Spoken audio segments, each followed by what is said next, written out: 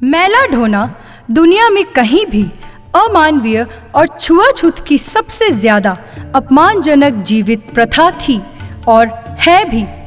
यह घृणित दृष्टि से देखने वाली यह गंदी प्रथा जो सदियों पुरानी जाति व्यवस्था से निकली थी, मैला ढोने वाला का ठप्पा लगने के चलते दूसरे लोग उन्हें उस काम के अलावा किसी अन्य काम के लिए नहीं बुलाते थे, सम्मान नहीं करते थे जिसको उनके पुरखे हजारों साल से करते आ रहे थे।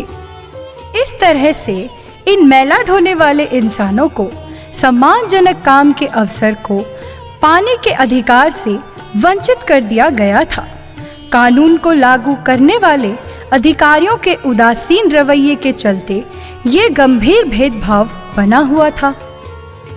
हिम्मतसर गांव के एक इंसान से यह सब कुछ नहीं देखा गया। गांव में मैला ढोने वाला गिरधारी मेंथर व उसकी पत्नी को समय समय पर पूरा भरपेट भोजन की व्यवस्था की। जब बात करते थे तो यह परिवार भोजन करने से साफ इनकार कर देता था, भले ही हर रोज उसे मैला ढोना पड़ता था।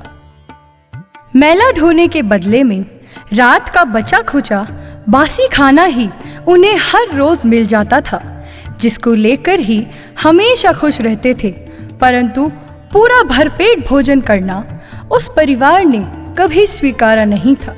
जगन्नाथ बजाज इन घटनाओं से हमेशा विचलित रहते थे, हमेशा ही सोचते रहते थे कि आखिर मैला ढोने वाले इस परिवार का ऋण कैसे उतारेंगे।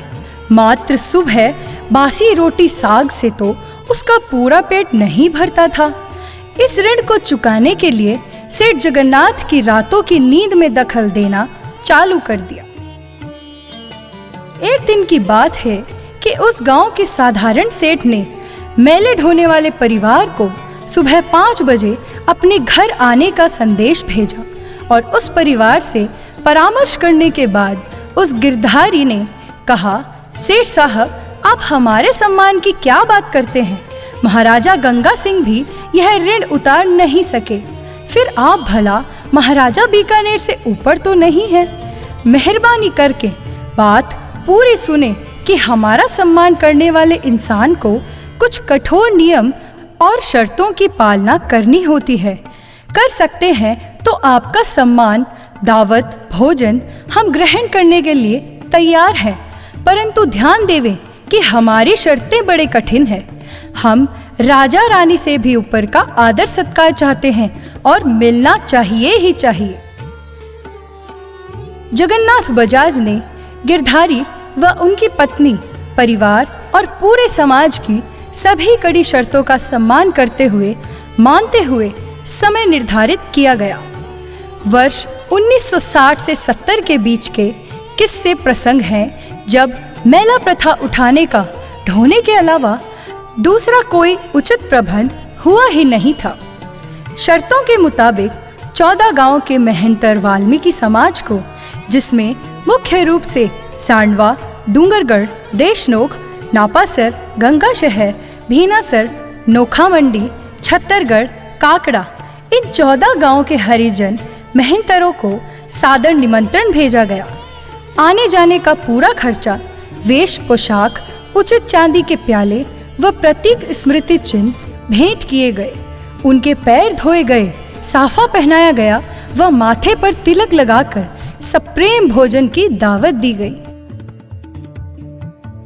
परंतु एक बड़ा लेखक, कानून के विशेषज्ञ मान्यवर उपध्यान चंद्र जी कोचर की लिखी पुस्तक में जो दास्तान लिखी गई है वह अद्भुत, अनोखी, अस्मरणीय, पूरे देश को चौंकाने वाली घटना ही थी।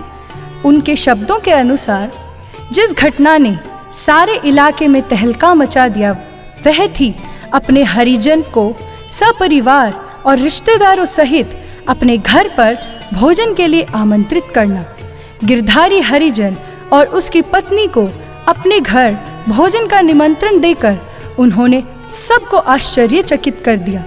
गिरधारी ने भी अपनी बिरादरी की शर्तों पर ही निमंत्रण स्वीकार किया।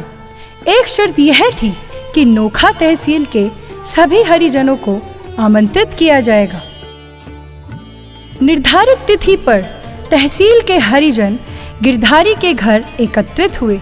वहां गिरधारी और उसकी पत्नी को राजा रानी की तरह सजाया गया, संवारा गया, पोशाक पहनाई गई, इत्र लगाया गया, साफा बांधा गया और फिर गाजे बाजे से उनकी सवारी निकाली।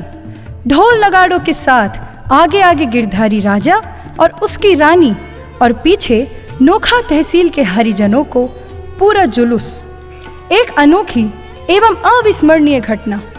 सारे रास्ते लाल कपड़े पर, जिसे आजकल रेड कारपेट की संज्ञा दी जाती है, चलते हुए गिरधारी राजा की सवारी सेठ जगन्नाथ बजाज के घर पहुंची।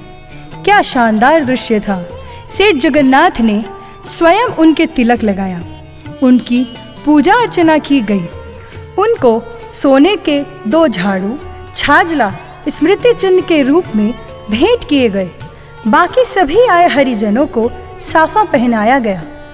उनको स्वयं अपने हाथों से सेठ जगन्नाथ और उनकी पत्नी चंपा देवी ने ससम्मान भोजन कराया, उनका अभिनंदन किया, उनको नजराना दिया।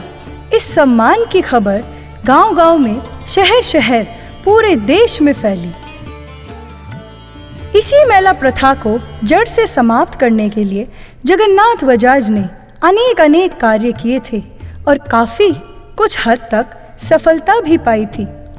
और तो और उनके बड़े भाई सेठ जवाहरमल बजाज के ही परिवार का पोता लक्ष्मी नारायण बजाज ने वर्ष 2022 में इससे भी अधिक सम्मान, बड़ी भेंट, आदर सत्कार करके फिर एक बार अपने परिवार की यादों को ताज़ा कर दिया था। दूसरी बड़ी घटना हिम्मतसर में सासियों के घरों की है। सेठ साहब के वे भी अनन्य भक्त थे। उन्होंने सेठ साहब से निवेदन किया कि सांसी जाति के लोगों को भी आदरपूर्वक भोजन करवाया जाए। सेठ साहब ने उनके अनुरोध को भी मान लिया। सांसी जाति को भी निमंत्रण देकर भोजन करवाना अपने आप में एक टेढ़ी खीर है। उनके लिए बीकानेर से मिश्री मंगवाकर सारे परिवारों को मिश्री का हलवा खिलाया, अपने हाथों से भोजन करवाया। सांसी जाति के लोग आज भी उन्हें याद करते हैं।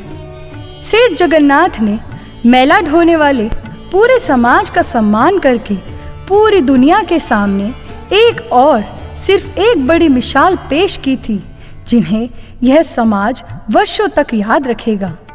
भला दूसरा कोई इंसान इस समाज के उत्थान के लिए इतना बड़ा कदम उठा सकता है?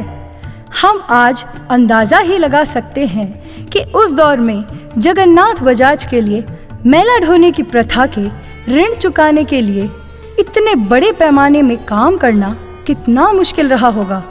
उन्होंने खुद को कितने ही संघर्षों से गुजरना पड़ा होगा। लोगों की बातें और ताने सुनने पड़े होंगे। समाज के मठाधीशों का भी विरोध का बड़ा सामना करना पड़ा था। ध्यान देवे कि हमारे प्रधानमंत्री मोदी जी ने भी साफ सफाई करने वाले भाई बहनों के पैर धोए थे, उन्हें सम्मान दिया था।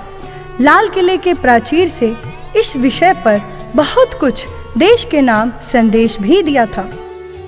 मेला ढोने वाले हरिजन, वाल्मीकि, मैथर, सांसी के लिए यह मान सम्मान भले ही आपके लिए आज और बीता हुआ कल कोई अहमियत नहीं रखता था, बड़ा अच्छा काम नहीं समझे थे, परंतु सेठ जगन्नाथ के लिए यह एक अति संवेदनशील जीवन की बहुत बड़ी घटना थी। उस समाज के प्रति अहम लगाव व जुड़ाव जो देश के लिए अस्मरणीय ही रहेगा, साथ में एकमात्र उदाहरण ही रहेगा। समाज के अन्य लोग उनके देखा देखी यह सब दिखावा करते आज नजर आ रहे हैं। बड़ी बड़ी बातें तो करते ही हैं, परंतु उन वर्ष में जगन्नाथ बजाज को घोर विरोध का सामना करना पड़ा था। मेला ढोने वाले इंसान के उत्थान के उनके द्वारा किए गए अनेक कार्यों की गिनती भले ही कर ले, परंतु आज उसका कोई मोल नहीं है। खर्चे का हिसाब किताब आप जोड़ते रहें कि सेठ ने उन 1960 से 70 में कितने करोड़ रुपयों का खर्चा दान किया होगा। उस इंसान ने खर्चा नहीं देखा, परंतु वाल्मीकि समाज का स्वाभिमान जरूर देखा, जगाया और ऊंचा किया था। क्या यह सेठ आपके धन्यवाद का भी पात्र नहीं है? शत शत नमन, शत शत प्रणाम।